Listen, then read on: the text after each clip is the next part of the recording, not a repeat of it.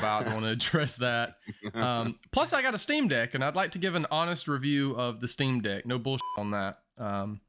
But I guess let's start with what we keep hearing about all over the news and everywhere: the next pandemic, monkeypox. Oh my God. From surviving the ends of worlds all the way to every, what, 2, 3 years having a new pandemic. Are there enough vaccines at this point for all the pandemics? Man, we're gonna run out of stuff to title these illnesses and viruses that come about.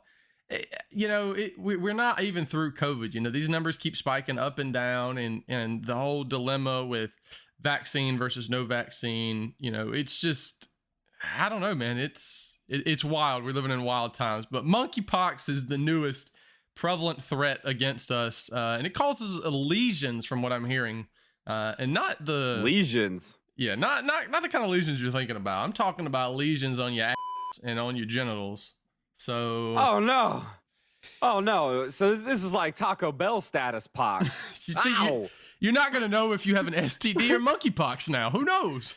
People got to stop messing with these animals, man. We got COVID from a monkey. Now we got monkeypox, man. Wait. Quit with animals, man. Wait, I thought COVID was a bat. I don't know. Some people say it was a bat or it was engineered in a lab. You know, the origin remains a mystery, and depending on who you ask is the answer that you get. So it's, man, I don't even know. I can't keep up with them at this point. Cripes. But the monkeypox, so there's if you look online or if you know anyone that works in healthcare, you're going to hear about this a lot. And depending on where you live, it may be more prevalent in other places. But it's like a relative in the same like family classes like smallpox and cowpox and stuff like that. But basically it's like some of the symptoms: fevers, chills. But I mean, fevers and chills are associated with everything, you know. That's like a normal thing. Right. Fatigue, muscle ache, swollen lymph nodes, just stuff like that. But the big thing that really sets that apart is those lesions that really appear on your ass and genitals, and you can give them in other places as well, but those are the most frequently reported for this particular disease. But it's going to be interesting to see what we do in the US to control this issue, as I'm not sure the exact origin of monkeypox or when it first came about, but I do remember hearing about it within the last month or two, and it keeps getting more and more attention. And what are we going to do about it? You know, are we vaccinating this? Or are we social distancing? What's the next call to survive the next end of the world pandemic? You know, I don't know. At this point, we're all just going to have to stay in our cars, man. Like, we're just going to have to hide away in them. Speaking of which, that makes me think about Tesla, man. Imagine this. So we all remember the great like Call of Duty lobbies of like Modern Warfare 2, right? I mean, they were not for the weak or the weary, dude. They were for the wicked and the wasted, bro. And that is very true. That is very true. Oh my God, it was nasty. But could you imagine this, right? We're going to all electric vehicles. We're going to all electric everything. Imagine if the Teslas and electronic vehicles could Bluetooth to one another. Like you could be sitting next to somebody and Bluetooth to their be like, hey, the blinker's on the left, you shithead. Oh man, dude, that would be so true. It would sound like Call of Duty lobbies. You know, Call of Duty's back in the lobby. You get in there and you say one word, and 12 people have your mom in 0.3 seconds. Dude, I'm saying it was just relentless. Imagine the road rage, man. Dude, people are just gonna be talking from one car to another. You're just gonna see him cussing like a sailor, and you're gonna look in your rearview mirror and see this dude say, "I'll your mom, you piece of shit." just going off. But now people say that in their car privately, and you're just so angry at that person driving next to you for driving like a moron. But now they get to hear you. That's what I'm saying, dude. Like, just the absolute road rage that would come from that. Like, I already can't handle myself in game lobbies, bro. Like, that would be next freaking level. Speaking of that, kind of lead me into my next kind of video game topic or whatever. Riot Games has built a massive esports facility, and the whole purpose of this is it's named Project Stryker. But essentially, the way the esports kind of platform essentially is working now is there are companies at kind of the entry level. And when I say entry level, I mean middle school to about that 18 years old, right before going to college. You really want to get them before they go to college. And they get them on these teams and coaches, they practice them up. Then when they get to, the collegiate level, hopefully their high school already participates in an esports program, but they get them into a collegiate program. And from there, they start looking into professional and stuff. A lot of them wind up going and getting college degrees or whatever. But esports has become an actual platform for young gentlemen and kids to be able to get to that next level, to get to college, get studied, and get a job out in the real world. And I was kind of excited to talk about that because that's all being built inside of Project Stryker by Riot Games. It does seem like as time progresses, I really remember this really coming about with Overwatch in the Overwatch League when that started, 2017, 2018, somewhere in there. I do remember there's just a lot of recruiting, and you're wanting to go for a schools team for minor leagues, amateur leagues, stuff like that, and then move on up that ladder to get more well known, to put yourself out there, get a show of face. And not only is this helping with like the video game industry and the video game market, as well as driving attention to whatever platform it's on, but it's helping these people that normally would be secluded and reserved go out, be show more face, be more socially active, be more invested in the community, whether you realize it or not. Right? That's what makes it It a is. sport. You go through adversity. I mean, they're taking, 14 and 15-year-old young, kids to us at this point. I wouldn't have said that about myself when I was 18. I thought I was a man straight up. Um, but they're taking these young adults and putting them into adversity. What it's like to win and lose. Now there are 20, 30,000 people maybe attending, but you can have an audience of 8 million people watching live. So if you miss that shot or you flub that Rocket League hit, you're now on a stadium of millions of people. That's a lot of adversity to overcome. And you've got to keep that, what they call in the professional business, hypotransient frontality. That's that ability to focus where time just slips past you and you're so focused, you don't know the score, you don't know anything. You're just doing what you do out of pure muscle memory. You're just reacting and going, right? Whether it's first person shooter games, racing games, whatever. But that's the sports side of it and the adversity side of it. And then they teach them things like nutrition. They get nutritionists involved and they teach them about sleeping schedules, just like they do in sports. A lot of people don't know, though, that esports actually started in the 90s, right? In the 1990s, Nintendo had a competition organized, the Nintendo World Championships in the USA in 1990. That's how See, I didn't long know they've that. been around. But they just recently took off towards that 2010 era, and now businesses have created this sort of road to success, starting with companies like one that I know of down in Florida, Esports Tower is one that I have a personal kind of connection with or whatever. And that's kind of their format. They created this pipeline essentially of getting middle schools to the high school level, high school to the collegiate level, getting them on that path. And the collegiate levels where they really start focusing on like their core skills of nutritionalism, good sleep, stuff like that. But starting at the high school and even middle school level, they're getting into Discord and getting into these communities where they have coaches and routines and they practice and they actually do what it takes and they break it down, whether it's like aiming, they do aim drills, they do rotations, stacks, and stuff like that. But like I said, they're really taking this from kids playing in their room that would normally not everybody can go out. I'll put it to you this way. I tried to play college football. I was not big enough. I realized that very fast. Like week one, I got hit so hard, my body went numb. I was like, this ain't for me. I went and joined the army.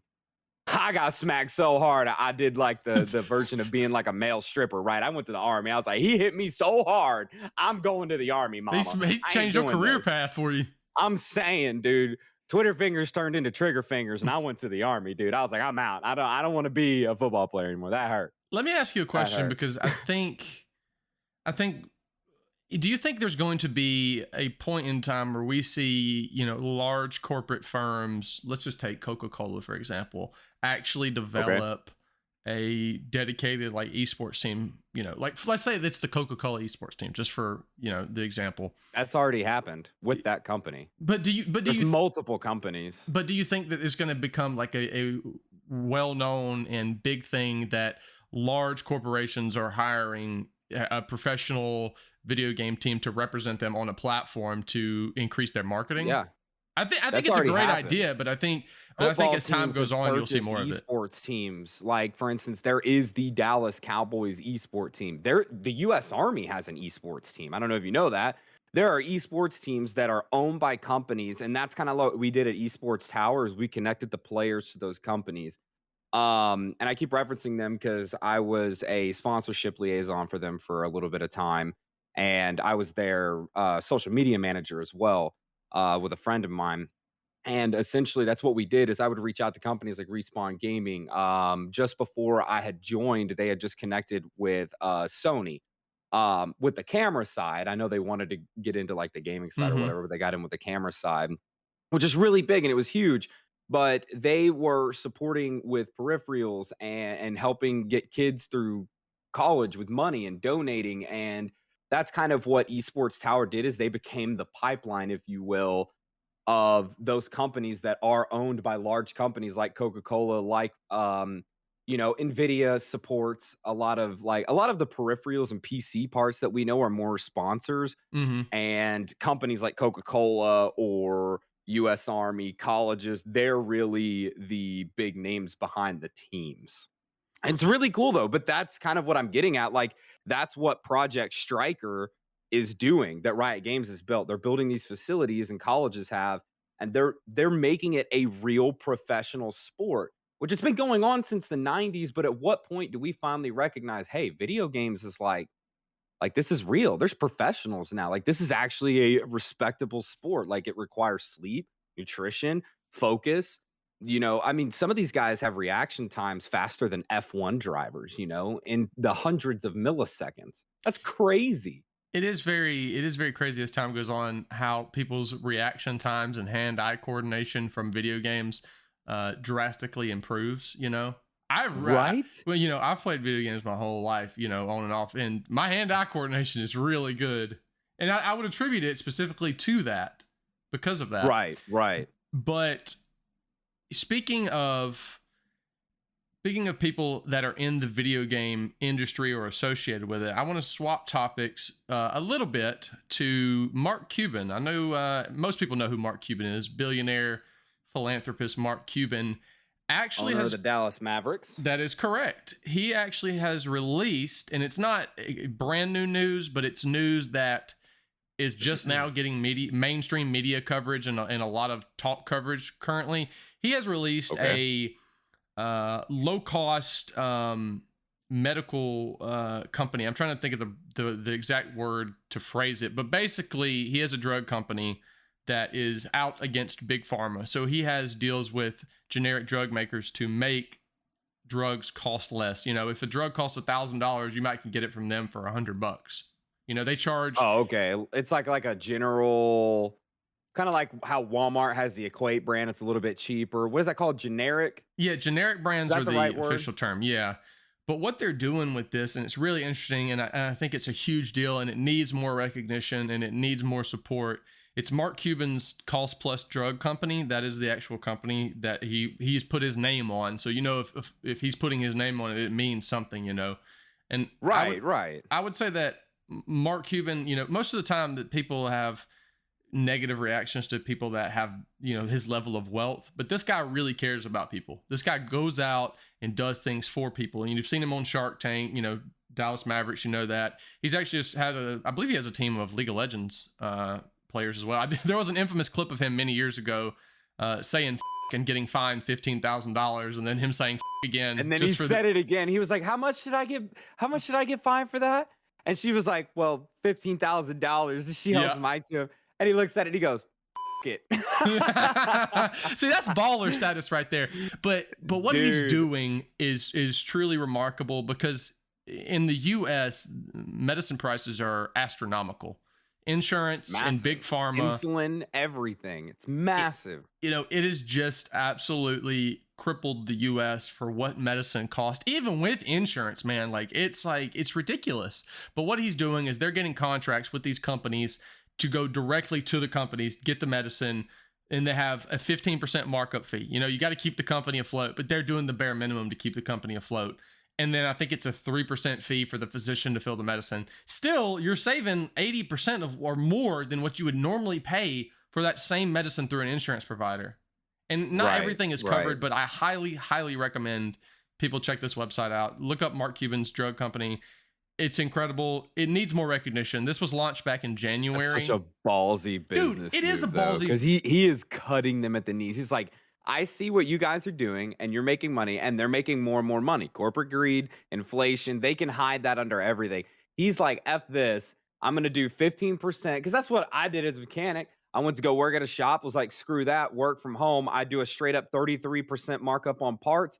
I even let the customer go to the shop, get a repair order, and I look at it and I'm like, yeah, I can more than half that. That's basically what he's doing. He's just cutting them right at the knees, dude. You That's a know, ballsy business dude, plan. he's standing up against big pharma, and that's not, they have a lot of I back lobbying it. power in the US and a lot of governmental influence. And They do. it's a shame that's really what's happened with healthcare and medicines, because there's a reason that these cures and treatments cost so much. People don't give a shit whether or not you live or die if you have cancer, as long as bills are still getting paid. If they're Well, still that's one of collecting a the three big profit. money makers. You know what I mean? There's three big money makers in this world: life, death, and sex.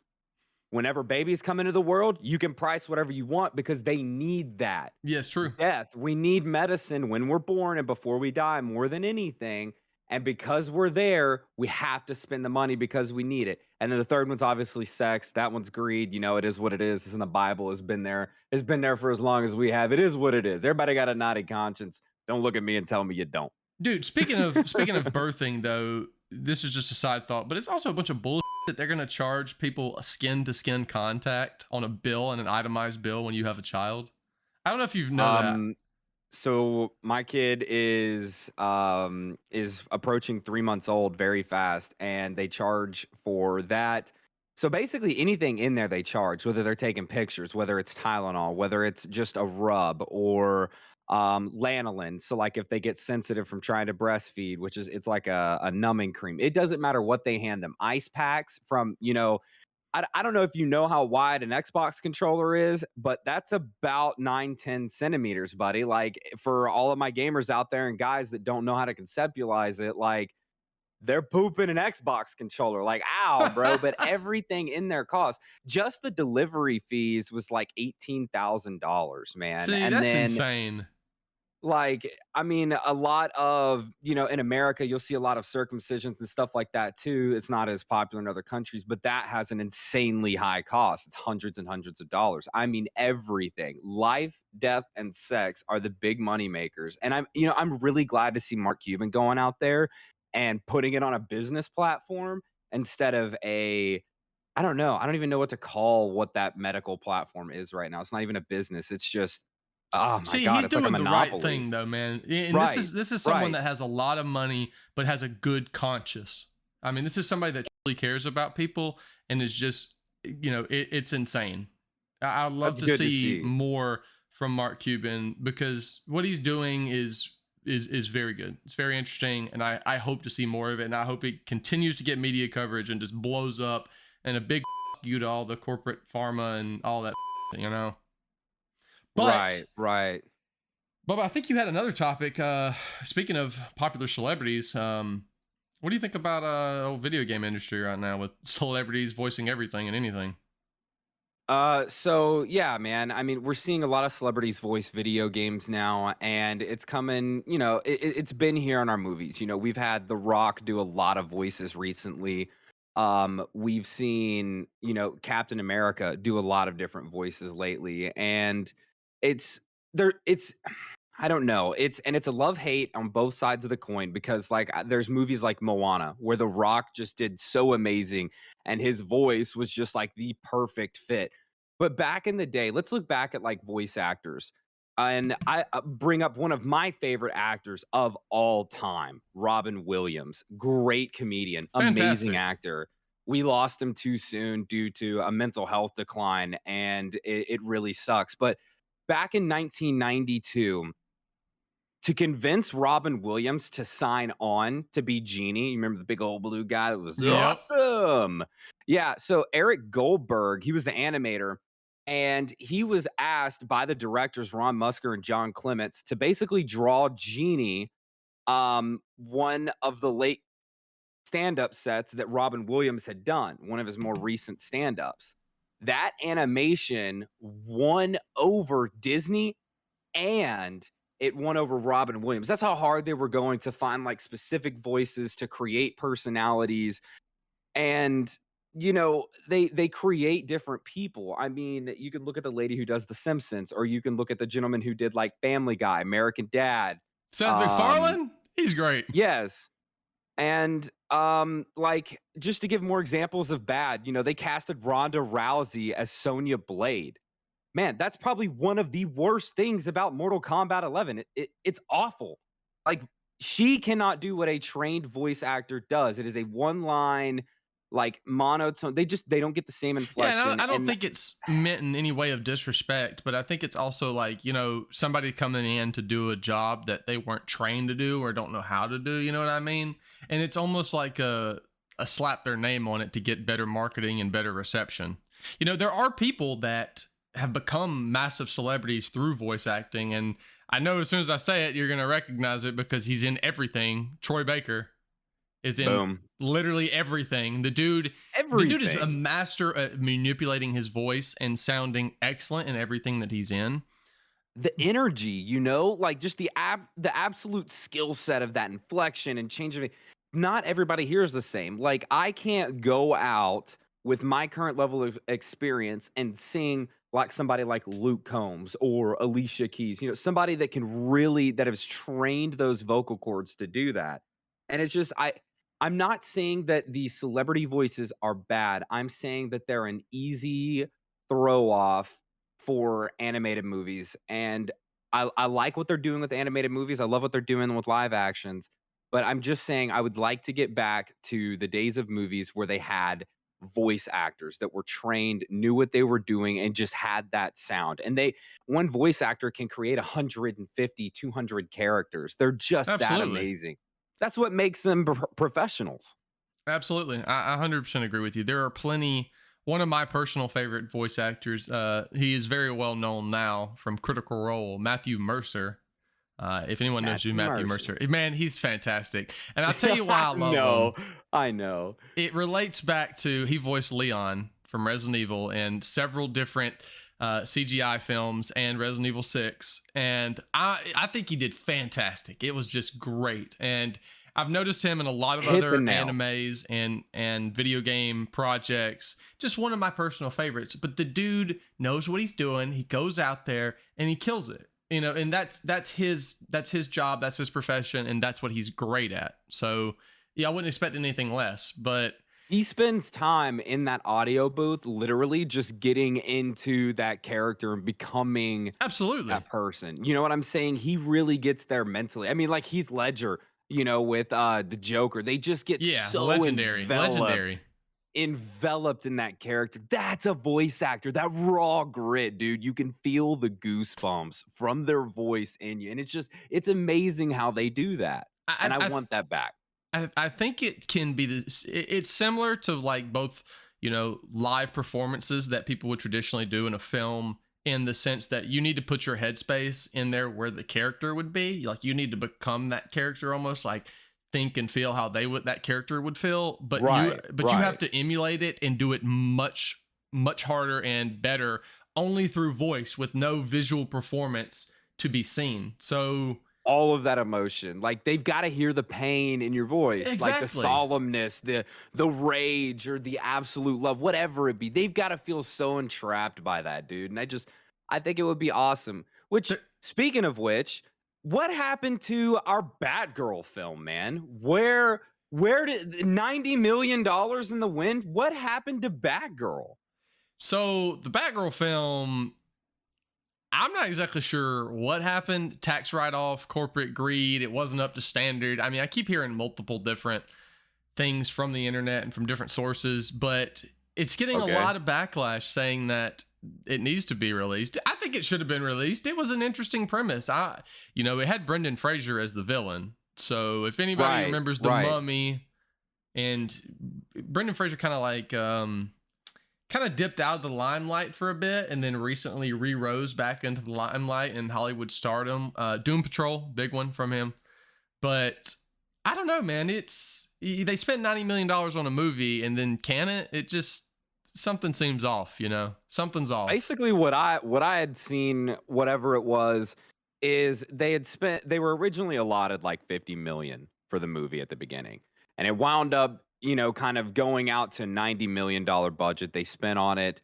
But basically, what they were saying up top is they only wanted to release box office busters, amazing movies, um, to basically the streaming services that are a little bit smaller. You know what I'm saying? So they've got 90 million invested, and essentially they want a box office buster that they're going to put what, maybe 30 to 50 million or so into marketing, advertising, and everything. And after that, I assume they want that 640 mil, just massive return that they're used to after dropping that movie in the theaters. While with streaming, they got to put another 30 to 50 mil in to get maybe 168, 210. We kind of saw that with Black Widow because they did Scarlett Johansson dirty, dropping her on Disney Plus Yep. before theaters, stuff like that, which she wound up suing, getting money, which right by her. I mean, go after it, man.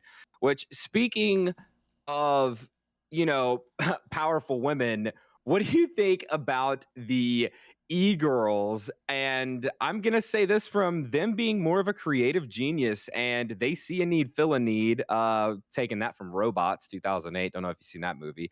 See I've a need, not. fill a need. E-girls versus the men that simp for them and kind of a franchise corporation. I don't know really what to call it. I mean, what do you think, man? Man, this is something I have been harping on and has been in my head for a while because it's everywhere at this point. Like the e-girl thing is on Twitch, it's on Twitter, it's on Instagram.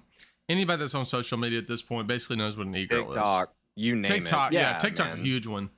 But these women, I'm gonna sound like I'm talking out of both sides of my mouth, and I'm gonna sound like a hypocrite, but I'm all for making money.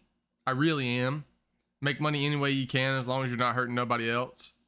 I need Pretty to much, yeah. I mean, sometimes you just got to beat some ass. You know what I'm saying? You just got to get yeah, out but there I and do it. mean, there's, as long as you ain't out killing people and, all that other nasty, then yeah, I'm all for doing whatever you want to do to make money. But e-girls, so what they're doing is they're posting, lewd cosplays or provocative photos on Twitter or Instagram, or making TikTok videos and Instagram reels, and they're gaining hundreds of thousands of likes and lots of attention. Oh, don't forget about the hot tub streams and everything else like that. I mean, just top anime cosplays. Like they're not even doing porn. It's literally that e-girl like realm they've created with these simps. Like, how crazy is that? They're just provocative positions with lewd clothing. And some of them just wear like deep cut V's and stream playing a video game. They're not even good at it. I'm telling you, bro, if I had a pair of tits, I'd be the freaking president or something, man. I'm telling you. Well, dude, it's crazy because the men, for the vast majority, are the ones empowering this and donating their money. And then you bring in OnlyFans, which just came around in the last several years, and all these other exclusive websites that you sign up for. Your Only Toes account. Finder. Oh, Feet Finder. Yeah, it's insane because it's like a Netflix subscription for pictures of your boobs. Like, it's kind of wild that I don't know why all of a sudden this is sudden rise in popularity for it, because it's really not that different than like just traditional porn or cam girling, except now you don't have to it's like what I stoop to said that earlier.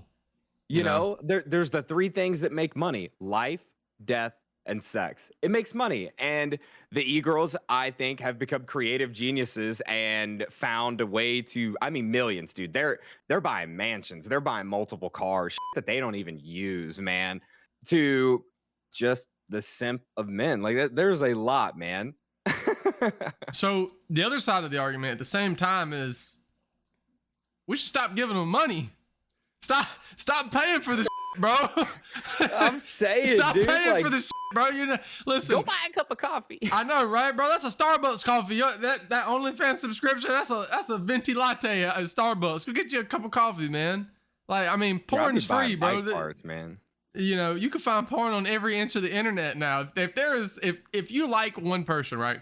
If you like, I don't know, if you like Belle Delphine, because she's one of the most hugely popular e-girls on the planet, there are 95 other on the first page of Pornhub that look exactly like her and doing way more, and you're not paying the money for it. They're the Mr. Beast of YouTube, but it's the porn YouTube. Yeah, they're the Mr. Beast of Pornhub. Like, it's just insane to me that we just they donate so much money, and they're like, oh, I'll write your name on my arm, or, you know, I'll write them on my boobs or whatever, or I'll DM you a picture. I'm like, bro, I mean, if you're that lonely, I guess, but I don't know, man. I just feel like, bar, man. Go to a bar, go to a gym, go work out something, go meet somebody somewhere. You know, touch grass. Yeah, go outside, you know, man. Go talk to some people, because that kind of lifestyle is not healthy. Mafia out here. I'm saying. Now that at the same time, OnlyFans. Hear me out with this idea here, because this has been in my head for a while. Because I'm gonna sound like a piece of shit for this idea, but it's genius at the same time. I want to create like an OnlyFans mafia. So let me explain what I mean by that. So basically, it's almost like a private, like, porn thing, right? So you reach out to some women and you say, hey, I want you to be collectively in this group. And, you know, they subscribe to the OnlyFans. And they're like, oh, I want to see Daphne, or I want to see fucking Melissa or whatever, right? And they do that, and they can subscribe to and they can get customized pictures of whatever they want. And I'm making it sound like a virtual pimp, basically. That's almost what it sounds like. And it's not meant to sound like an escort service, but for online. Yeah, and e-girl escort service. Proclivities. Yeah, exactly. It's an e-girl escort, brought to you now by the Proficient Profanity podcast. We'll see you tomorrow on iHeartRadio. You know what I'm saying? Dude, I think it would be a genius idea just to reach out to some people, create like a mafia, and have like 10 to 15 girls or men. It could be men too. We don't discriminate.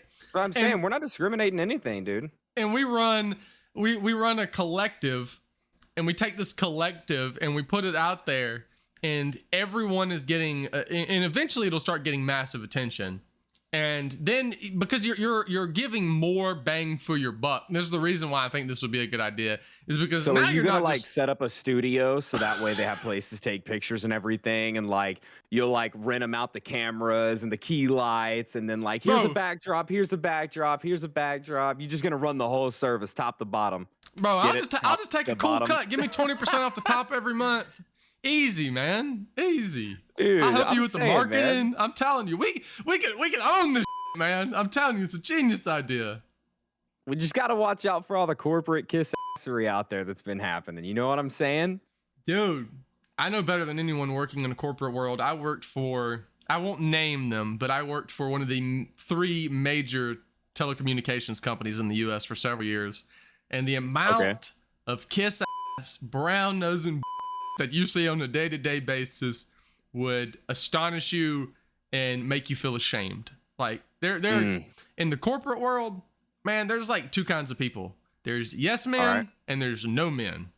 So yes men will kiss your all day long. Whatever you need, boss. Anything that you need. Kissing that ring. That's right, man. Kiss the ring. Don't bite the hand that feeds, as they say. And then the no men, which I would heavily associate with, because I don't do no kiss for nobody. But the yes men, they fail upwards. They don't take responsibility for a failure, and they fail upwards. And the no men, but because they refuse to take on extra things or extra activities for no money, for no more bonus income or a promotion or a raise, or they disagree with your ideas in a meeting, those guys are the ones that get the responsibility for the blame in a lot of places. Because that's the way it works. The nail that sticks out the furthest gets hammered the hardest. Even if you're in the right, you know, that's like if you see a fist fight, you'll see somebody start it, or you won't see somebody start it. But the guy that finishes it, 9 times out of 10, the guy that finishes it gets screwed because he beats the shit out of the guy that started it. And it's like, well, he made me do it, but he gets all the blame. Exactly. So it's a lose-lose situation. There is no win, no matter, unless you're the yes man. If you're a no man, it's lose either way. And it's fucking awful that these kinds of people just, and that's all it is in the corporate world. The further you go up in the corporate world, the further you go from manager or assistant manager to store manager to district manager to area manager to vice president, as you go up and as you climb these ranks, it's only more bullshit every day, more bullshit. And I don't know, man. I hate it. I hate that that's the way that kind of world works. I left that world because I hated it. Just to be honest with you. I heard that. Well, shoot. Speaking of kind of just like giving a review, that corporate kissery does happen a lot, and I definitely saw it. My stepdad, who passed away, rest in peace. He was the chief safety officer at a company, a very, very large company. And if it wasn't for him, a lot of people would have been dead. I mean, he created all their safety stand-ups, and he always had to kiss rings and kiss ass to be where he was, to be a board member and stuff. And it's crazy. But what about your Steam Deck? You've been talking to me all day about your Steam Deck. I've been playing a lot of Nintendo Switch, my Smash Bros, my Mario Party, Mario Kart Racing. What's up with the Steam Deck? Is it cool? Is it worth it? What did you spend on it? What's your initial thoughts? Is it nice? How was the unboxing? What does the charger and peripherals look like? All right, so I'm going to give you an honest review of a Steam Deck. If anyone, no bull review of a Steam Deck, okay? So honestly, compare it to a Switch for me, by the way, because obviously okay. I'm a Switch gamer. So as far as it compares to a Switch, you're going to pay more money if you get a more expensive model for a Steam Deck, because there's 3 variants of it.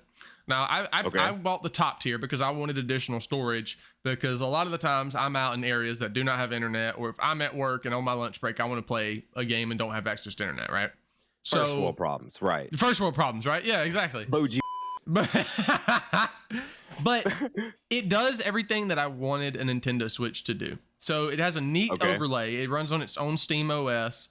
It's very customizable. There's a lot of customizable buttons and options for it. It like for the UI and well, for the UI, you can change the UI layouts. You can change the actual buttons and what they do. It runs on a 720p screen, but 720p on a 7-inch screen looks like 1080p. And it looks and plays phenomenal. Now, granted, this is not a $4,000 computer you're carrying around in your hand. It's not going to play Apex Legends at Ultra HD 4K graphics. But if you're just wanting to play single player games or low end multiplayer games, it's fantastic. It's amazing. Now, I haven't really played anything multiplayer on it, so I can't speak on the multiplayer side of things. But as far as single player games are concerned, I have a little game on there called Cats in Time, and it's just a puzzle game about cats. And the whole point of that is to find the cats, and it works fantastic on it. I love it. There's no complaints on it. The other thing I would say that is really good is there's a lot of, you earn, I can't think of the term for it. There's themes. You can have like customizable keyboard themes. It's little minor things that I like. Just, I like the idea. Kind of like the Steam profile. You know how you can edit your badges, profile, stuff like that. So you said there were 3 different like variations of it. What are like the 3 different variations? Do you remember those off the top of your head, or? Yeah, there's one comes with 64 gigs, one's 256 gigs, and then one's 512. The 2 higher tier options also have expandable storage, so you can go up to a terabyte of a micro SD card, I believe. I haven't put an extra one in there because I only have a couple games on it. But man, the benefit of the Steam Deck, even at the low end with the 64 gig, is that you can pick up and play where you are at home on a game on the go. So if you look at a Switch is great for docking and doing or on the go, but you're stuck in the Nintendo realm of things. This is something that I've always liked about Valve, is it's about interconnectivity. It's not about you only can do this here and there. You have a lot of freedom with the Steam Deck. I really do like it. And plus they have a whole selection that it'll tell you there's 3 different options. This game plays great on Steam Deck, or it's untested, or compatibility unknown, basically. And you can try them for yourself and see if they work. And if they don't work, man, just uninstall them. Not everything is going to work because it wasn't made for that platform. It wasn't made to run on that kind of architecture. But there are plenty of games that are on there that work fantastic. And I cannot praise it enough. Now, granted, getting your hands on one, if you didn't pre-order one a year ago, is going to be a bit hard. And you're probably going to pay an arm and a leg on eBay for one. But they're great. I highly recommend. That's just like what anyone happened with our graphics cards. That's what happened with our power supplies. At one point, cases were just through the roof, man.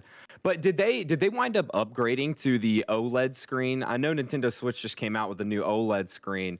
Did they wind up doing that as well, or does it still look like what the Switch has now? I think it's an LCD screen or an LED screen. I'm not sure.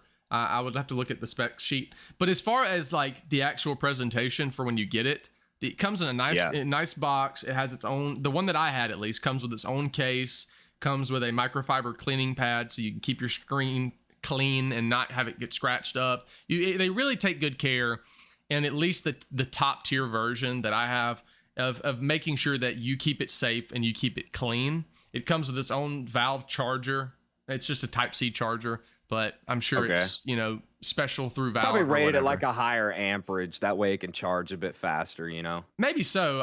As far as the battery life, on standard, I think you're probably going to get between 6 to 8 hours of usage out of it. But I think, that's like pretty good. One session gameplay. That's actually pretty dang good. Because I mean, I can kill my phone with just a small game in, you know, 3-4 hours. So I mean, at least they're doubling what my phone can do. And it's a better play style than playing on your phone. I mean, we've all played mobile games before, you know, and it's not the most enjoyable experience, especially as you get older and you realize that there are other options to it, you know. We're a bit older, so we didn't come into the area of where 3-year-old kids are playing, you know, on mommy and daddy's phone all day long, you know. So to them, no, we had the Nintendo 64 where you didn't know which of the 3 handles to hold. You're just sitting there like, I don't know why I have 3 hands right now, but I'll hold all 3 of them somehow. I don't know. Yeah, we came up in those areas, so things have came a long way since then. But if you can get your hands on one and you're on the go and like to play games, the Steam Deck is fantastic. I cannot recommend it enough. It's what I want. I haven't had any issues with it at all. They're constantly putting out beta updates and OS updates. It's fantastic. It really is. That's great. Speaking of updates, man, I want to go over something a little bit new and update our show a bit and welcome you guys to something a little bit new. We're going to do a conspiracy theory rundown. Check it out. The first one I got for you today, Carter, is apparently the moon isn't real. Like I've heard that one a billion times before. Bro, so basically what they're saying is that the moon is a giant hologram, and what they're doing is they're using a massive electric system to power this hologram, and they're hiding something behind the moon. And that's how they're able to move and do everything with it. But the conspiracy theory is that it isn't real and it's ran by a massive electrical system. That's why we have like rolling blackouts and stuff. It has nothing to do with population. It has nothing to do with the grid system or that we built for X amount of people, and now there's, you know, 100 times that. So it's all of that the moon's a hologram. The moon is a hologram.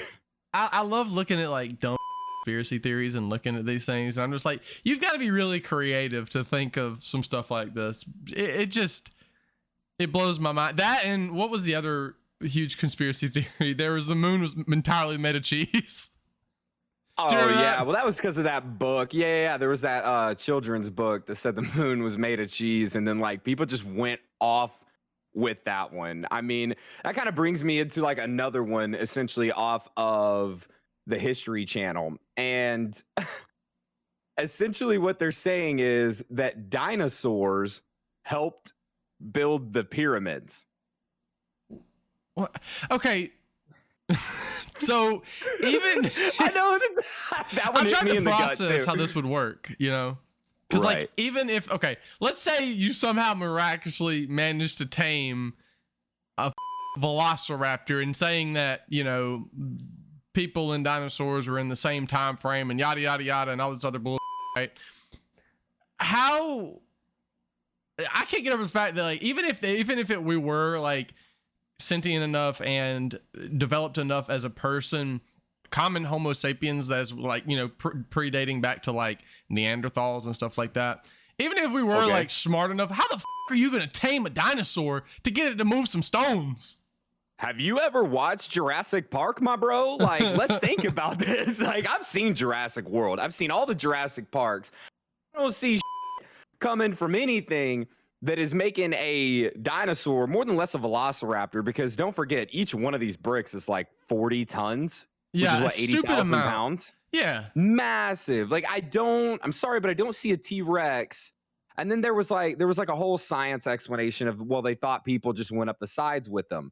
But it would have to be a 10-degree slope, and the pyramids would have been something like 800 football fields wide to accommodate that 10-degree slope. So that was automatically out. So I don't see the dinosaurs. I feel like they should have just stuck with the alien thing. You know, the aliens came back and helped us build them. This is one of the stupider ones. I'm gonna be honest with you. Some of conspiracy theories try to get really in depth and really fill in the plot holes and the things that make you go, wait a minute, they could have just done this. But this one's just stupid.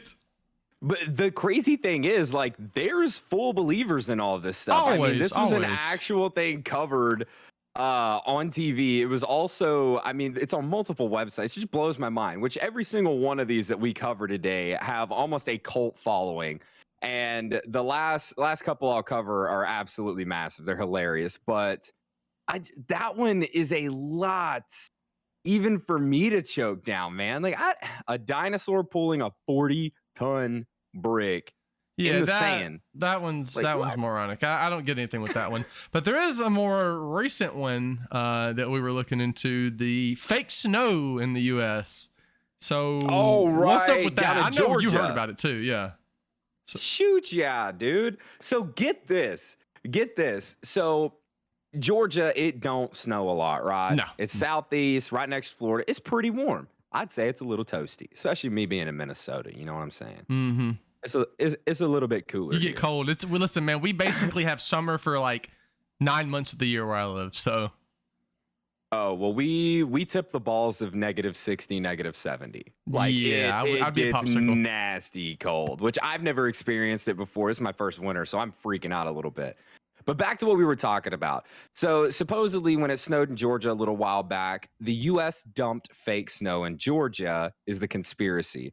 So how it originally developed is this guy on social media made a video of him burning the snow. I do remember this. Yeah, I remember this now. There you go. So basically the snow turned black, and he was like, you could smell the plastic in it, and the snow turned black. He's completely missing. Number one, it's a butane lighter. There's your plastic smell. Number two, there's soot from the flame. Yeah. So there's that right there. But multiple people started trying it, and it got so big that they were putting up actual like health and safety warnings around the state stating that the snow was fake and dangerous. Well, so I don't even understand why people have enough time or resources or just want to do some of this dumb shit. What makes you want to go burn snow? You know, I can't say I've ever just went and willy-nilly burned snow. I don't know. I do remember that though. I really do remember that. That had to be a couple years ago, maybe a little longer. It's been a little while now. It's been a little while, but I mean, I know they don't look. All I'm saying is, like, I've lived in states like Washington State where it rains all the time. Just because it doesn't rain doesn't mean that the government created something or an agency is stopping the rain. Or I don't know, Frank Sinatra came back off of his island that he's hiding on with Hitler and Tupac, and now it's not raining. Like, come on, like there's got to be a little bit more like concrete evidence behind this. I don't know. But that's why I wanted to cover this a little bit, because I'm kind of blown away by the conspiracies that are out there. And I mean, these things get real backing, dude. Dude, they get really in depth for a lot of these things. I mean, there's huge like forum pages and followings and meetups. And I mean, these people have whole like organizations built around this. And to me, man, like there are conspiracy theories that have been proven right throughout history. That is true. It has been. The US government has done some things that have that were conspiracy theories that proved out to be true, you know, like the what was that, the MK Ultra, you remember that? Oh yeah. So that was one for a long time, and then they're like, yeah, we did some But I'm pretty sure the Simpsons are like transient though. Like they've pretty much been spot on with all theirs. Kind of scary, not gonna lie. That's the only one that I'm kind of turning my head to. But I don't see a brick being pulled up a pyramid by a dinosaur. I don't think the moon's fake nor made of cheese. And I no, don't all think this, dude. the snow on Georgia was fake. That's just dumb. Speaking of dumb, What were you telling me about yoga earlier? You said you had one about yoga on a conspiracy theory. yeah. So as yoga has become ever increasingly popular in the U.S., it is now being deemed a form of satanic worship. Many people have renounced it, and there are websites that are made talking about how they signed up for yoga, and it's a place where evil instructors are trying to push their evil agenda on them by doing these poses and dumb like what? Like downward dog is now summoning the devil. You into yeah, I knew it. Like you're showing your ass, and it's just like that you're showing it for Satan. You're calling for him. Like they're what? pushing all of their evil views. There seriously has. There's massive, and I'm Christian, so like it's funny to me even seeing this, but I mean there are like full religious websites and everything set up for this about how people have gone in, and it's like obituaries to their faith in freaking yoga, man. They write out how these instructors were pushing it on them and all of this, and it was just really a place of satanic worship. The That Church just of blows Yoga. my mind. The Yogites. That's what they'll be called. The yoga. Stop. It's stupid, man. Man, there is a hole in the middle of that right there, bro. There is What? a hole. Like a hole in the middle of the earth. Like that's another one. The hollow Oh. hollow earth theory.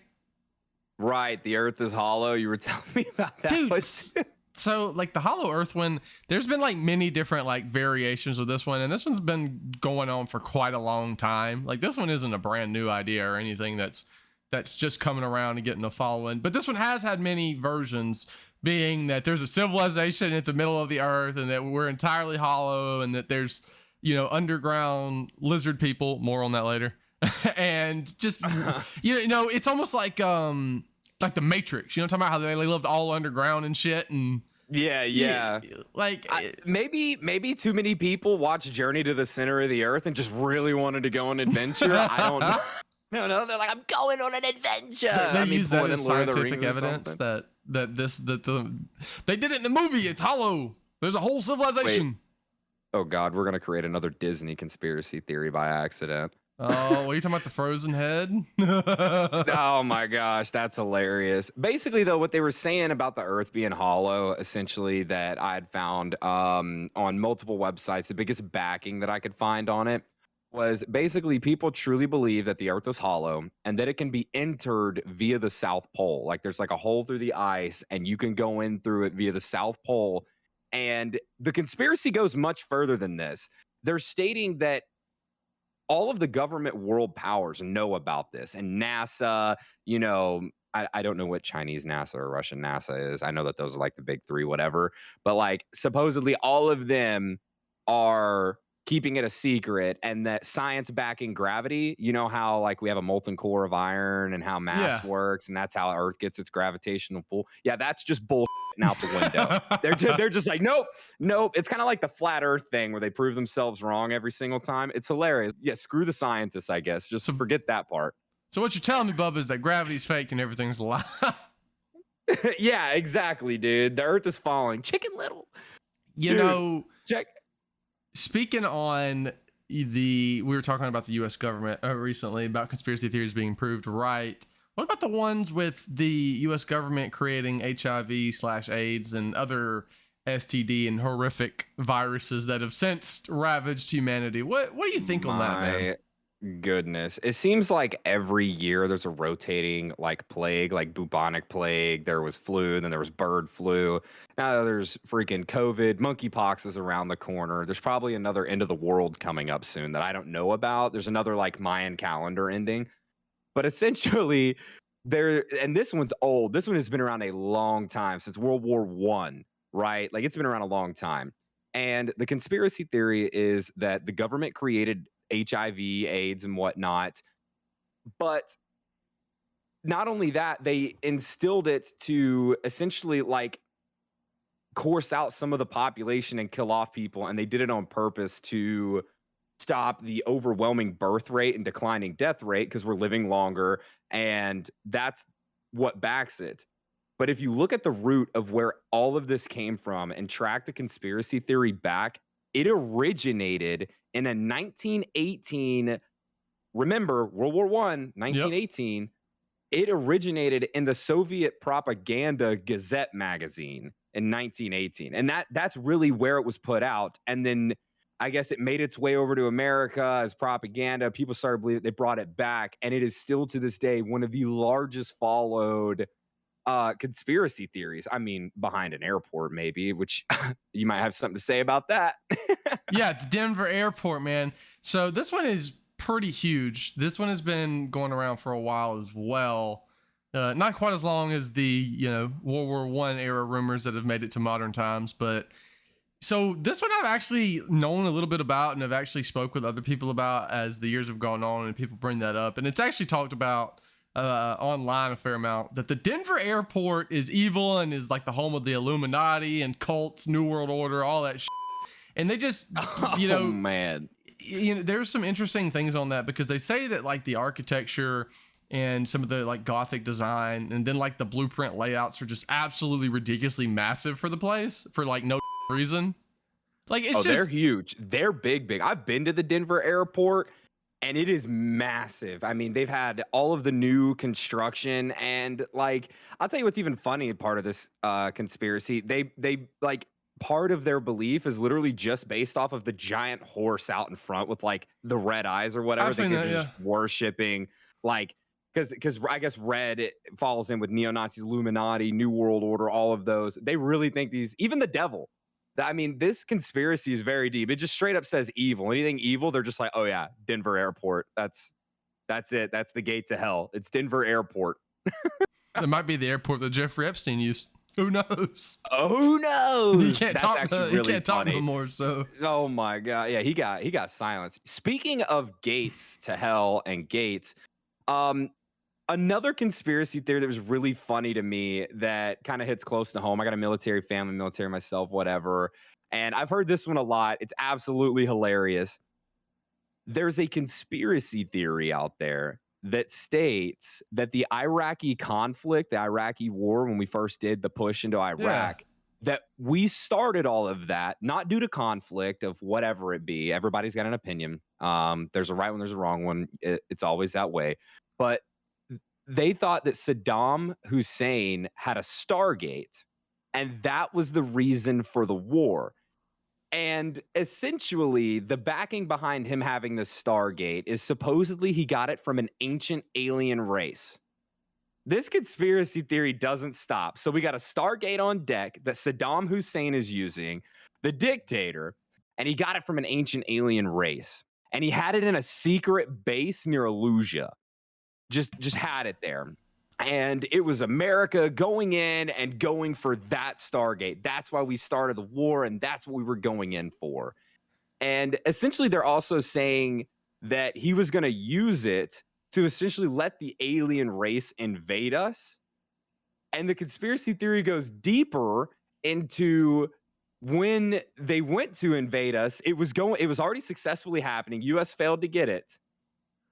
But the New World Order, remember that one we were talking about in the Denver airport? Yeah. Everyone's kind of familiar with that. Stepped in and stopped it. Okay, so this one might be more stupid than the dinosaurs building the pyramid. So this one sounds like it was written by a science fiction nerd that just like, he's like, oh, you know what would sound great is if we let me write a fanfic about Saddam Hussein having a Stargate. Correct me if I'm wrong. Would be funny. I would watch that. That'd be awesome. Sounds like a good idea of a TV show, but I'm saying. Correct me if I'm wrong, but the Stargate thing, that's from Star Trek, correct?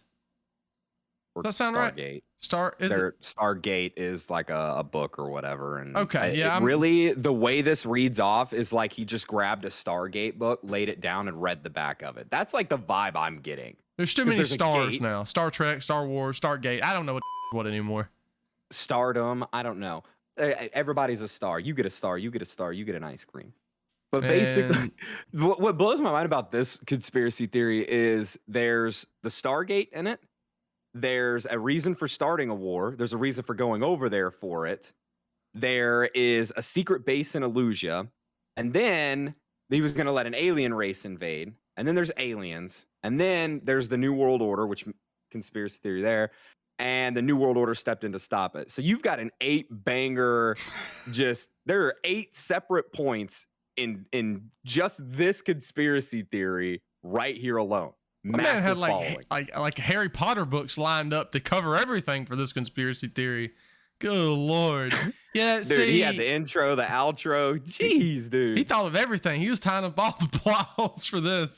It just seems so outlandish, you know. Like I think one of the ones that a lot of the time, I don't even know how these things get traction, because like some of the stupid ones get traction, and then some of the ones that lean more into reality get traction. I wonder how they just pick. What if they put them in a hat, like the sorting hat from Harry Potter, with a lottery, and just and they like pick out like, here's the beginning, here's a middle, here's an end, and then here is how it continues, and they just read that out like a Mad Lib. That would work. Read it out. That might like, be how they do it. You got bubonic plague in North America from a monkey that started in 1912, and we got vaccines for it. Yeah, see, I picture that's how they do, like how they pick what's going to become like the next popular conspiracy theory, or the one that gets coverage online or whatever, just from like the sorting hat though. They're just like, let's talk about the Denver airport this time. Like, so now it's the Denver airport with a hollow earth. They're worshiping built by dinosaurs. Belle Delphine, built by dinosaurs, and aliens are going to anal probe us all. We're screwed. And the Simp men are going to save the day. Oh yeah, exactly, dude. Maybe Halo will start happening. We'll all become like super soldiers or something. We all turn into Master Chief. Dude, I'm saying, you call me Spartan 117, baby. I wouldn't mind being like 7'9". You know what I'm saying? Be looking good, all built and stacked up like super soldier from the future. Bro. Me? But hey, you can call me John, just don't call me late for dinner, baby. That's what I'm saying. Speaking of Denver airports and New World Order and let's talk about the one that got a lot of attention recently. I believe a year or two ago, is world leaders and famous celebrities are lizards and reptiles. You remember the meme of like Mark Zuckerberg drinking water at the Congress hearing, and he like, everyone's saying he doesn't blink and he drinks like somebody that's never drank water before in his life. Like, yeah, they really. That's what I say. It's kind of creepy, dude. He do be drinking it though, and I swear in that picture I saw a little bit of tongue on that freaking glass. He got a little bit excited. See, like, glass piece. His eyes blink sideways. Oh my god! Instead of normal. He's got a third eyelid. I saw it. Freaking out, dude. So a little more in depth on this one. Basically, it's a conspiracy theorist. Basically that everyone is just shape-shifting reptiles, and you know, we'll never know who's who, and basically people like famous presidents, Obama and Trump and Queen Elizabeth are all reptiles, and they're secretly running the world for their reptile brethren. And it's kind of really fucking goofy. I actually watched the there's actually a documentary on this one, which is crazy, and that's where I got this one from. And I was just so bewildered at the lack of foundation for any argument that they had. I mean, they really had no fallacy at any point, anywhere they turned. And it started back with the conspiracy theorist David Icke. He's the one that kind of came up with it. And basically, he was saying that shape-shifting reptilian aliens had taken over and that they drank blood from humans, and even directly announced, you know, like you said, Trump, Queen Elizabeth II, and Obama were like these aliens. And obviously we saw the Zuckerberg stuff. And this isn't a joke. Like, this is actual balloted, like, people believe this. In 2017, 4% of all US voters really believed in it. That is 5,852,440 voters in the US believed in it. That seems almost unbelievable, but believable at the same time, because we as people have gotten to where we take the word of other people instead of doing some research into it and drawing our own conclusions instead of just stealing one from someone else, you know? It's kind of like the second sheep follows the other sheep kind of thing. Yeah, man, it's the blind leading the blind, man. It's dumb. Dude, you know what the last bullet in the chamber, so to speak, is on this whole conspiracy theory of the lizards and reptiles? It's actually from a TV show. They backsourced David Icke, where he got it from, started looking at some of his notes, I guess, and kind of pieced together what he was saying. And they realized it's actually from an old sci-fi film that he was pulling these ideas from, and then just founded it with support. And now it is actually backed. Like I said, in 2017, 4% of US voters believed in it. My man's just stealing ideas, creating theories. Yeah. Just pulling stuff out of the sky like Chicken Little in the sky is falling, which at least he was right. I mean, at least Just Chicken Little was right. It just seems stupid. Too much free time on people's hands, just dumb ideas. I mean, every now and then a blue moon, one of them will turn out to be true, but for the most part, I would say the majority of this is bullshit. And do your research. That's the most important thing before you just blindly take someone else's word for a subject. But oh, for sure, dude. Like, don't get me wrong. There are snakes in the grass. I believe some people are snakes, but like, you know, in persona, I don't think that I'm going to go sit at the US Oval Office and get my blood sucked by a lizard.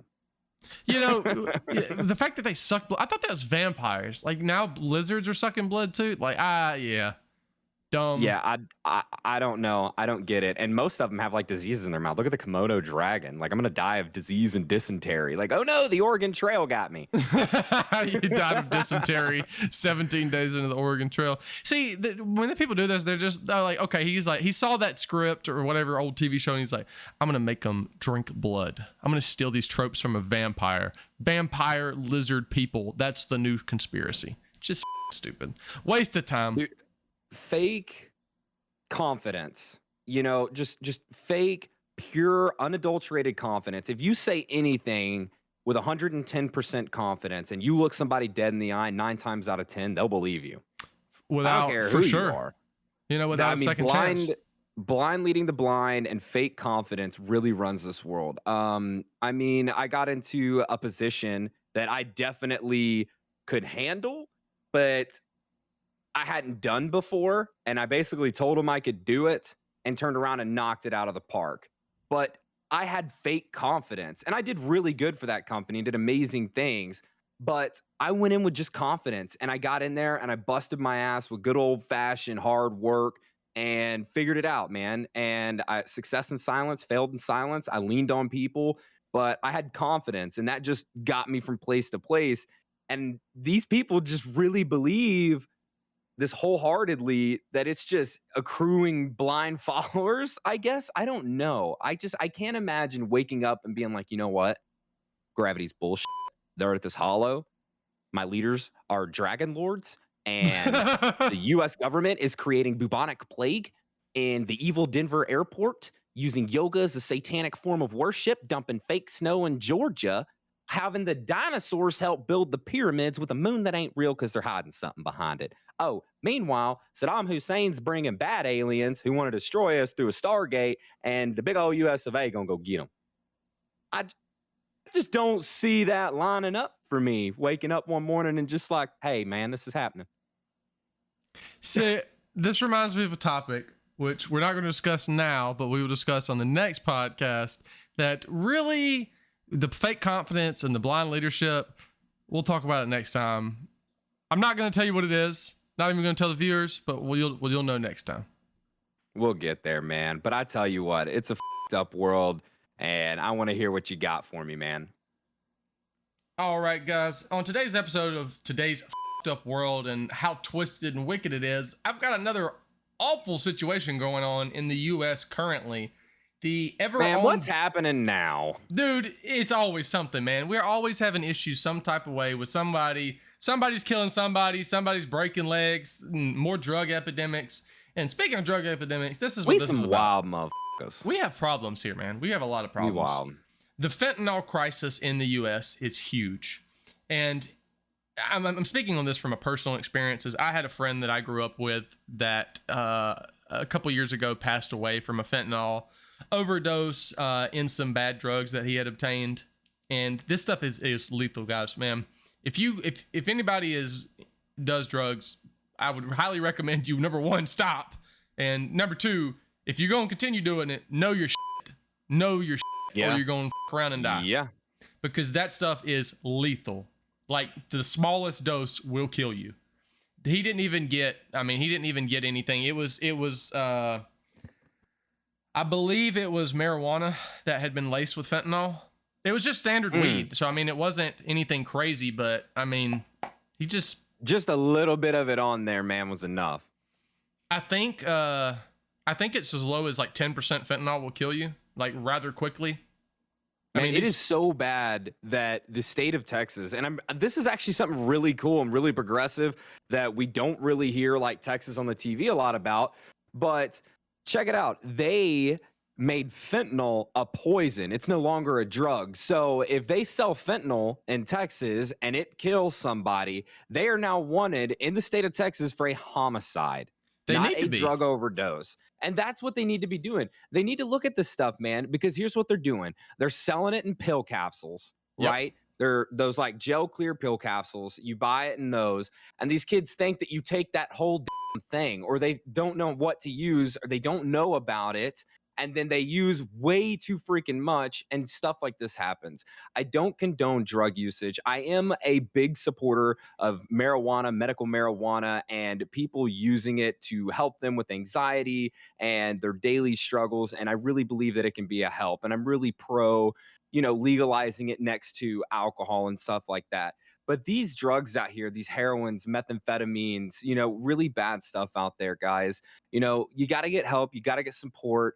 And as someone who's seen heavy drug usage and knows that those drugs make you not feel a certain way, or make you not, dislike yourself so much, or whatever it is that you lean on that crutch for, sometimes you just got to lean out to some friends, or if you don't have one, figure it out, find somebody and get to where you can get some more understanding, some help, some knowledge. It's getting bad. It's getting bad in today's world. The drug epidemic in the US, this has been a war for longer than we've been alive, going as far back as, the 70s with LSD and acid, and the real introduction, late 60s, early 70s. Yeah, I mean, they used to call it Tokyo back then. Like, oh my goodness. I mean, this has been a problem forever, but it really became a huge epidemic in the 80s. And then as time went on, more drugs were introduced, different variants and different strains and offshoots of other drugs. And none of this stuff is good for you, and it is an addiction and it is a problem. And we need to do everything that we can to help people. But at the same time, people, you've got to really, that's that old saying, you can't help somebody if they don't want to help themselves. It's true. It's like same thing with quitting cigarettes, man. If you want somebody to quit cigarettes and you're hyping them up, but they won't put down a pack for a day, even through the sheer willpower and supportiveness for friends. I mean, it's tough. It's difficult and it's an addiction, but you've got to be willing to help yourself while having outward support as well. And we need to do better as people. There needs to be better policies and better institutions and campaigns to help people, and instead all we do is kind of shit on them further. You know what I'm saying? We just look down on them like street we don't urchins. Even rehabilitate. I really thought that it was a good idea to get the institutions where they could legally obtain the substances so that they could help people through a program step down off of these hard drugs. Because cigarettes, stuff like that, there are negative effects to coming off of harder stuff. It can kill you trying to quit cold turkey. It can. And I really think that making them more comfortable, giving them a place to go, and a structured development of rehabilitation would help. And I would really love to see something like that. And because the issue is, it's a lot of times it's our veterans that wind up homeless and wind up in these situations, because they deal with too much. It's our civilians that have mental health from bad families and no support or whatever it be. And we can create a better world. We could focus a lot of this money that we're throwing out at other countries or whatever, and look inwards and start healing America and start getting mental health rises and get these mass shootings down and fix today's fucked up world we're in, man. You know what I'm saying? We could really support one another. Absolutely. And one last thing I want to touch on with the fentanyl crisis and the epidemic in the US, in particular, this is coming directly from the CDC. I just want to reiterate, we seem to look at numbers as just pure statistics and forget that And a lot of cases, whether it's deaths or births or whatever, these are people. We look at a number and we don't think anything of it because it doesn't have a direct implication on us. But we need to change the lens that we view things through and really realize that this is somebody's brother, this is somebody's mother, sister, father. It's somebody to somebody. You know, everybody knows somebody on drugs or that has been on drugs or has died from drugs. I mean, it's so prevalent. But this is coming from the CDC. Over 70% of the 70,000 deaths in 2019 involved an opiate. And this is opiate involved related deaths up by 6%. Prescription opiates involved up nearly 7%, and then heroin involved deaths are up over 6%. I mean, 6% doesn't seem like a lot, but that's thousands of people. You know. Well, and it dropped to that because of the rise of fentanyl. That's why heroin went down to only 6%. Fentanyl's on the rise, and it's getting worse and worse, man. We need to start leaning on each other. We need to start watching each other's backs. And just like you said, man, change that lens of looking down from our pedestals to being even with them and looking at them for what they are and seeing what those numbers mean to us, man. We could really open our eyes to what's happening out there a bit. It's a shame, man, that knowing it just hurts. And the reason I brought that up is because of friends that I had that had just died from drug overdoses over the year, and not all of them related to fentanyl or anything. And there's a lot of medical uses for that. But I mean, fentanyl is becoming more and more of a problem in the US, and it's just getting mixed with everything else. And we got to do better. We really do. But on another note, there was a really terrible fucking video and all around terrible decision making that was recently on Reddit that a lot of people have probably seen. A thief tried to rob a smoke shop in Las Vegas and was quickly met with several knife wounds very quickly from the shop owner. He hopped over the counter, tried to steal some and the guy that owned the store pulled out a knife and stabbed the ever living out of him. And the guy's screaming out, yes. Yeah, it's terrible. It's absolutely fucked up. And it's terrible because the guy, I don't want to laugh because I'm sounding like an asshole for saying this, but you can't not, especially in our age bracket, think, because this is what he said, and this is why I thought it was fucked up, but a little funny at the same time. As he's getting stabbed, he goes, "Oh, he's stabbing me, I'm dead," like he's playing Warzone or something. I'm going to the gulag.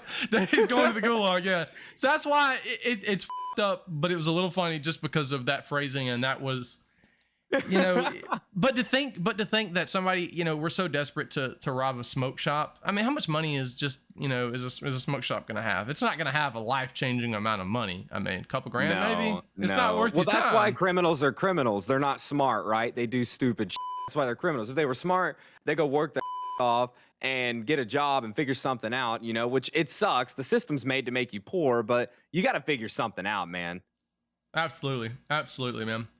Well, moving on, I think it's about time for with Bubba.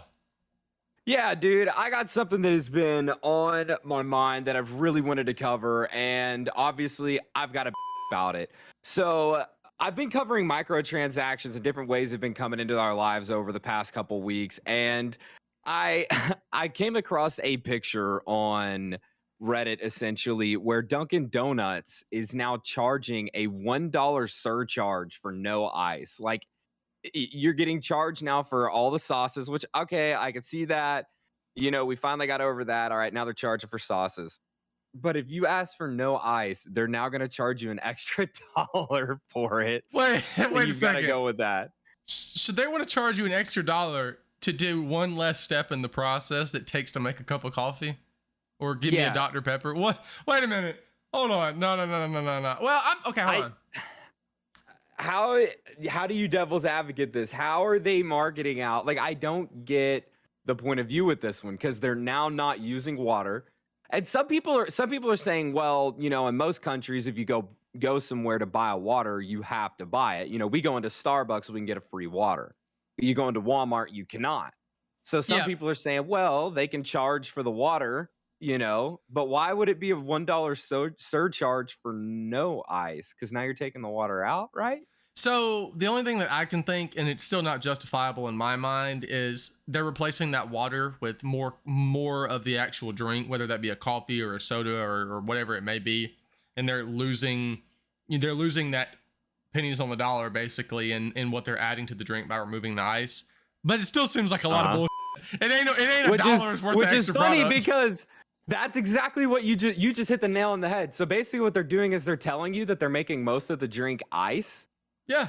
And you know, when you get that large, you got to drink from it. You're like, it's already done. You only had 12 fluid ounces in that 32-ounce cup because it was all ice. Yeah, exactly. So they're basically telling you like, hey, we were robbing you. Now it's actually costing us money. So we got to go up a dollar. Dude, that reminds me of that Starbucks trick. Have you seen that going around a lot on the internet recently about how all the Starbucks cups are really the same size and they're just proportionally different and all hold the same fluid ounces?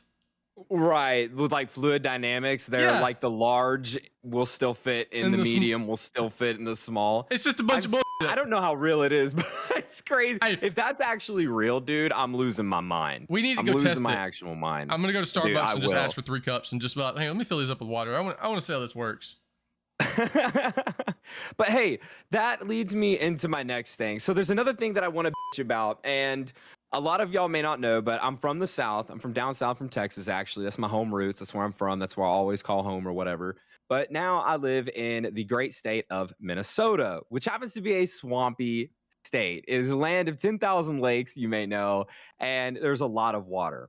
I'll put it to you this way. For all my Southerners that don't know, compare it to Louisiana. If Louisiana's the left armpit, Minnesota's kind of like the right armpit. It's humid, it's wet, it gets very cold. We've seen -60s. We have mosquitoes that I'm telling you right now, you smack a mosquito up here, dude, it will smack you back, Jack. You better duck. You better bob and weave when you smack that skater because you're about to have 100 friends coming out the trees at you, dude. It looks like a murder of crows coming at you.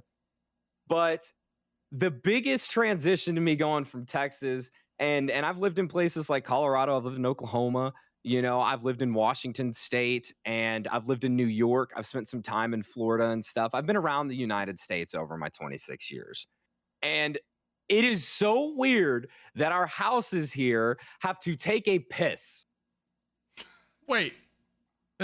Our houses here have to take a piss. So basically, the ground is so wet when we build the houses and stuff. We always have basements and whatnot. But up here, we have to have sumps. For you Southerners, you may know a bilge pump on a boat. Yes, I know that. It's a bilge pump for your house. So water is constantly seeping into your house here. And so essentially, they have to build it into the infrastructure of the house so that the water goes all the way to the sump and it bilges the water out of your house. So I'll just be like, one day I was mowing the yard, but it had rained the day prior. I guess the ground was still wet and I was mowing, and the sump just pours a massive amount of water all over my lawnmower, straight into the exhaust pipe. So I had to open up my motor, it waterlocked it. It was a whole thing. But houses here literally have to take pisses because of the environment and the water in the ground that has to be built into the houses. And it's annoying. Like, that is the biggest culture shock. I mean, minus the passive aggressivism. I thought I knew what passive aggressive was, not until I got to Minnesota. That hit me in the face like a brick, dude. I went to go buy some weed eaters from this lady, right? And basically, we had a conversation. I was like, hey, I got her to where it was like, can I just pick them up? Because there were 5 not working weed eaters. Some of them were missing stuff. They all needed work, whatever. I'm a mechanic. No big deal. So basically, we had a good conversation. We agreed to him that I could just pick him up. So I was like, all right, I'll just pick him up. I get there and she was like, well, no, for like $30. And I was like, wait, hold up. So we spent all this time, and it was the most, I don't understand the passive aggressivism, and it's very hard to read. You can get very lost in it. But the houses taking a piss is very difficult to deal with. And it is so weird that I have to have a bilge pump for my house. Like, that freaks me out, dude. That's meant for a boat on the lake, on the water. Why do I need it in my house? I would have never guessed that. I never would have known anything about that if you hadn't have told me that. Oh, dude. And the water here is so hard that we have to have like ionizers for the water. And so, like, basically what makes it really cool though, like when I wash my car with ionized, so I'll wash it, do whatever, I can just spritz it down with the ionized water, and it is so perfect. It's like the spotless wash out of a car wash. It dries perfectly. There's no spots. Like, you just hit it with water and walk away. You don't even dry the car. You have to do that in the South, man. Like, but here, no, you don't. You ionize it. Water's good. But It's really weird that my house has to take a piss, and it freaks me out that there's always water in my house. That's just wild to me being from the South, dude. So I had to bitch about that a little bit, man. I don't know. Well, guys, I think that will about wrap us up for today, man. Speaking of pissing, Bubba, I think I need to go piss. So we probably should end it here. Man, somebody go get this guy a commode.